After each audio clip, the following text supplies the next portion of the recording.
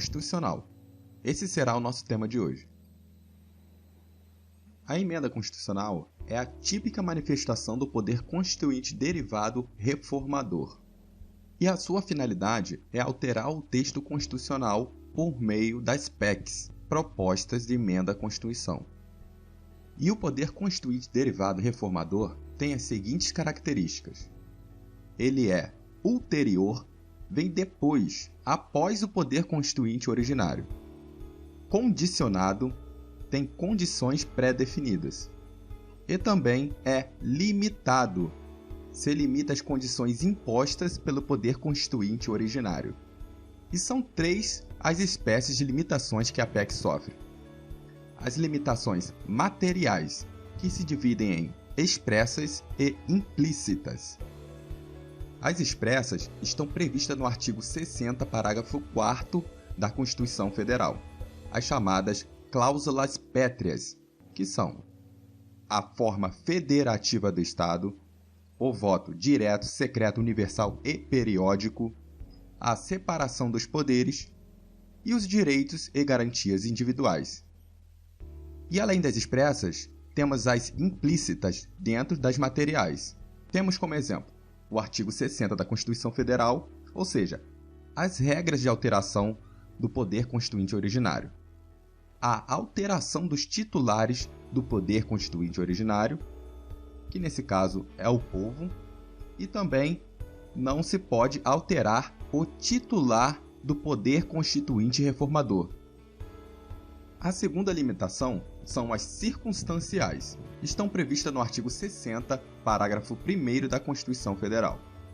A Constituição Federal não pode ser emendada na vigência de intervenção federal, estado de sítio e estado de defesa.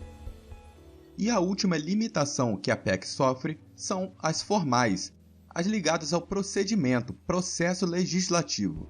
Temos como exemplo a iniciativa, as limitações, o quórum, as turmas, a promulgação e a irrepetibilidade.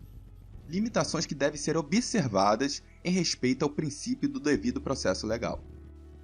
E é sobre esse procedimento para aprovação da PEC que iremos falar agora.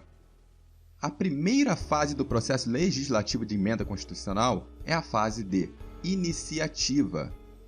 E quem pode dar início à PEC? São os legitimados do artigo 60, inciso 1, 2 e 3.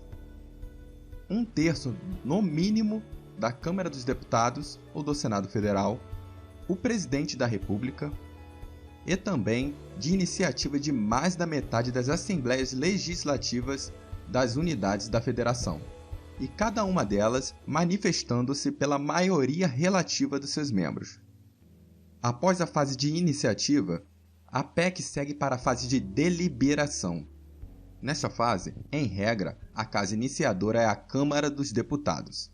E na Câmara dos Deputados, a PEC deve ser votada em 2 turnos e aprovada por 3/5 dos seus membros. É o que dispõe o artigo 60, parágrafo 2º da Constituição Federal. E caso não seja aprovada, a proposta de emenda constitucional será arquivada e não poderá ser proposta na mesma sessão legislativa. É o princípio da irrepetibilidade previsto no artigo 60, parágrafo 5º da Constituição Federal. Sendo aprovada na casa iniciadora, a PEC segue para a casa revisora, que em regra é o Senado Federal. E lá também deve ser votada em 2 turnos e aprovada por 3/5 dos seus membros. Não sendo aprovada na casa revisora, segue o mesmo procedimento que acontece na casa iniciadora, ou seja, ela também será arquivada e não poderá ser apresentada na mesma sessão legislativa. E após aprovação pelas 2 casas do Congresso Nacional, em 2 turnos, por 3/5 dos seus respectivos membros, a PEC chega à sua fase de promulgação. E um ponto muito importante, nesta fase de promulgação, não precisa da sanção do Presidente da República e muito menos pode sofrer o veto do mesmo.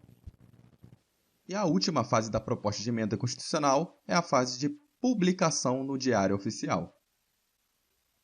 Muito fácil memorizar, não é?